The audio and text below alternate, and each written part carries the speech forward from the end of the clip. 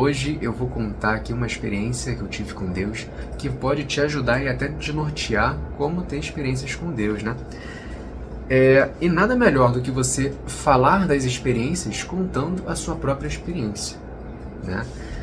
Dia 21 de dezembro de 2024 eu tive uma experiência muito marcante com Deus, que foi quando eu estava lendo o livro de 2 Crônicas 33, que vai falar da vida de Manassés. Mas, antes de qualquer coisa, esse dia foi um dia normal, fim de ano, correria, mas eu sempre, priorizo a parte da manhã para falar com Deus, porque é o momento do meu dia que eu tô mais tranquilo, com a mente aberta, não pego o celular, não faço nada. Só vou, leio a Bíblia, eu dobro os meus joelhos e vou falar com o Senhor, porque é maravilhoso, é dar as primícias do meu dia, o início do meu dia ao Senhor. Até porque se eu tô vivo, é porque foi Ele que me permitiu ter essas 24 horas aí para usufruir. Sem Ele, não teria nada. E até então, para colocar aqui diante de vocês o que aconteceu, nesse dia eu acordei e tive meu momento com Deus, aqui no meu quarto. Comecei a ler o livro e eu fui lendo e vi que Manassés era um rei que tinha um coração perverso, Até num versículo aqui vai dizer que ele queimou seus filhos como oferta no vale do filho de Enom, adivinhava pelas nuvens, era agoureiro, praticava feitiçarias, tratava com necromantes e feiticeiros e prosseguiu em fazer o que era mal perante o Senhor, para o provocar a ira. Olha que triste. E aí, lá no versículo 9, vai dizer assim: Manassés fez errar Judá e os moradores de Jerusalém, de maneira que fizeram pior do que as nações que o Senhor tinha destruído de diante dos filhos de Israel. Ou seja, eles fizeram práticas tão absurdas que até as nações que não serviam a Deus não tinham praticado nesse nível. Então a gente vê que, definitivamente, Manassés não tinha o coração do Senhor. Mas o que aconteceu? Deus já tinha falado com Manassés: para com isso aí, porque pode dar problema aí, eu não tô gostando, hein? Deus, ele avisa, Deus avisa. Mas Manassés continua a prática. E o que aconteceu? Ele foi levado cativo para a Babilônia. E lá na Babilônia ele falou: Senhor, não quero ficar aqui. Não quero. Ele começou, poxa, eu sou rei de Jerusalém, sou rei de Judá, sou rei. Sou rei, eu tô aqui cativo. Que é isso? Eu quero voltar para minha terra. E aí ele começou a inclinar o seu coração diante de Deus. Olha que lindo. Deus, ele usa as adversidades da vida para fazer. Ele avisou, mas o homem não quis se inclinar. E aí ele foi. Imagina, Com certeza no povo tinham pessoas que estavam com seu coração ainda contrito com aquilo, vendo aquela perdição, e oravam ao Senhor, pedindo que o Senhor intervisse, já que o rei já estava com a cabeça longe de Deus há muito tempo. Então Deus, ele escuta o clamor do justo. E aí Deus, ele foi e usou as adversidades. Os povos inimigos levaram ele cativo para a Babilônia. E lá na Babilônia ele se viu naquela situação e falou: não, aqui não é o meu lugar. O que eu estou fazendo aqui, Senhor? Eu não quero estar aqui. Eu quero voltar para Jerusalém. E aí Deus, ele ouviu o clamor de seu filho. Ele ouviu o clamor de Manassés. E a gente deve imaginar: mas como que Deus ouviu? Por que Deus ouviria um homem que está pecando, que fez o que fez? Pois é, a gente não entende Deus. Ele é misericordioso. Deus, ele entregou seu filho por nós, pela humanidade. Eu não consigo, às vezes, entender o amor de Deus. Mas me disseram uma vez que quando eu for pai, eu vou entender. Que assim como os pais, a mãe, o pai, têm o amor pelo filho, assim é Deus para conosco. E eu imagino que não chegue nem perto, o amor de um pai e de uma mãe, do amor de Deus. Porque realmente Deus, quando ele olha para a humanidade, ele vê ele. Até porque somos imagem e semelhança dele. Somos corpo, alma e espírito. Deus são 3 em 1. Deus, Jesus e Espírito Santo. É a Trindade. Então a gente não consegue imaginar quem é Deus. Por isso que são as experiências. As experiências, elas vão nos apontando para Deus. Elas nos mostram quem é verdadeiramente o Senhor. Mas enfim,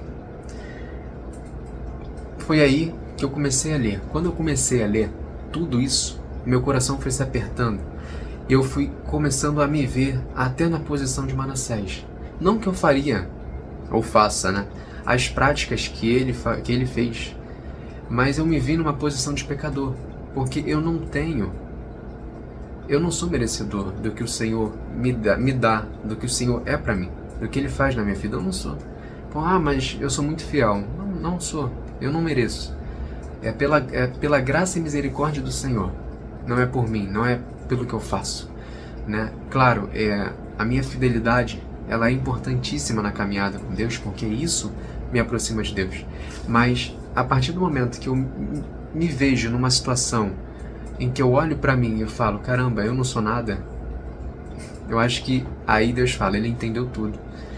Então, eu me vi ali em Manassés, eu falei, Senhor, aquele rei preso, um rei, com suas vestes, adornado, sua coroa, só no linho fino e na púrpura, todo elegante, foi preso, levado em cativeiro para Babilônia.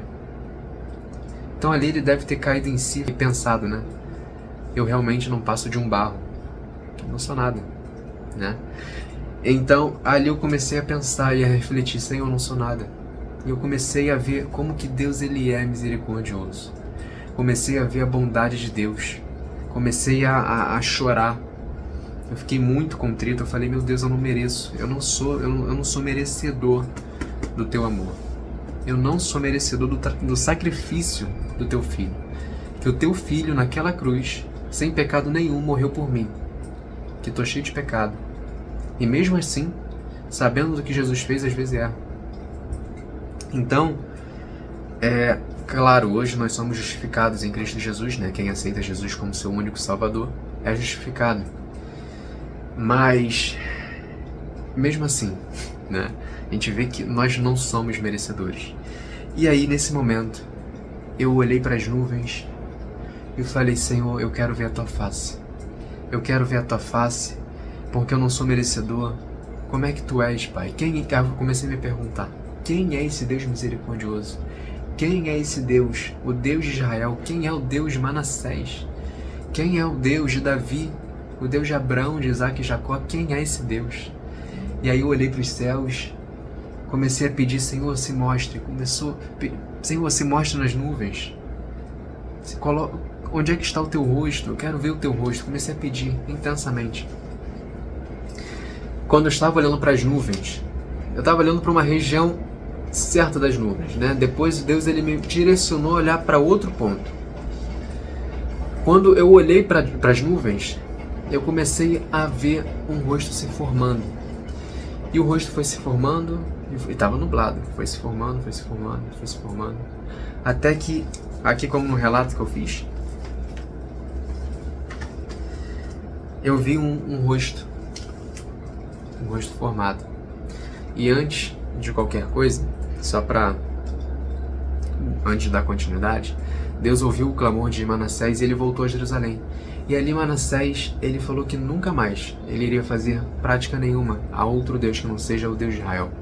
Ele foi e tirou os altos de adoração, disciplinou o povo e ele foi fiel ao Senhor até a sua morte. Então isso é uma coisa muito bonita, né? Mas enfim, a gente vê a misericórdia de Deus, que não havia terminado a história. Então voltando para a experiência, eu vi o Senhor nas nuvens, o rosto do Senhor se formando. E naquele momento que eu olhava, é uma coisa muito interessante, porque o rosto de Deus é muito lindo. E o que mais me pegou no rosto do Senhor foi o seu olhar. A forma como Deus me olhava era com um olhar firme, como eu não tenho nem como explicar. Era um olhar firme, mas um olhar que passa amor, ternura. E eu olhava para Deus, eu só queria chorar, agradecendo, chorando, pedindo perdão por tudo que eu fiz, por tudo que eu era. Me veio também de fazer alguns pedidos ao Senhor. Senhor, me dê isso, porque Deus já sabe do que a gente tem, das nossas dificuldades. Nós já fazemos conhecidas diante de Deus as nossas petições, mas eu quis ali pedi, mas eu não conseguia. Eu falei, não, agora não é o momento. Só comecei a agradecer, louvado seja teu nome. Pai, glória a Deus, Pai, me perdoe, me perdoe, me perdoe. Eu só conseguia falar isso. E aí, o mais interessante de tudo é que o rosto se formou nas nuvens. Mas as nuvens, elas passavam e não deformavam o rosto. Gente, que coisa linda. Que coisa linda. E aí, eu comecei a glorificar, porque eu não sabia até quanto tempo aquele rosto ia ficar, e eu só glorificando ao Senhor. E, enfim, eu chorei muito, fiz um vídeo depois, falei, gente, eu fiz, não um vídeo do rosto, mas do meu autorrelato, da experiência que eu tive. Então, como ter experiência com Deus? Busque ao Senhor. O Senhor, Ele quer se fazer presente na nossa vida. O tempo todo Deus quer estar presente. Eu acordo, como hoje eu acordei, não ia fazer esse vídeo hoje. Esse vídeo ia ser, talvez, outro dia. Mas eu acordei e falei, Senhor, o que o Senhor quer que eu faça hoje? Assim como a gente faz com a esposa ou com os nossos pais. O que o Senhor quer que eu faça hoje? Como é que vai ser? Até porque é final de semana. Então, a rotina corrida, eu perguntei, Senhor, o que o Senhor quer? O que está no teu coração para mim? O Senhor me deu essas horas, né? O dia é teu, tudo que eu tenho é para ti. O que o Senhor quer que eu faça? E Ele falou, faz vídeo. E ainda me deu esse tema. Então, que o Senhor alcance quem está assistindo e que você busque o Senhor de todo o teu coração. Não há nada nessa terra que vale a pena, a não ser o Senhor. Tudo que você faz tem que ser para Deus. Deus em primeiro. Ah, mas o meu trabalho, dinheiro, gente, isso é consequência, isso passa, é vaidade. É importante demais, Ele vai te dar. Se você coloca o reino de Deus em primeiro lugar, todas as outras coisas serão acrescentadas. Isso está na palavra. Ele cumpre porque Ele é fiel.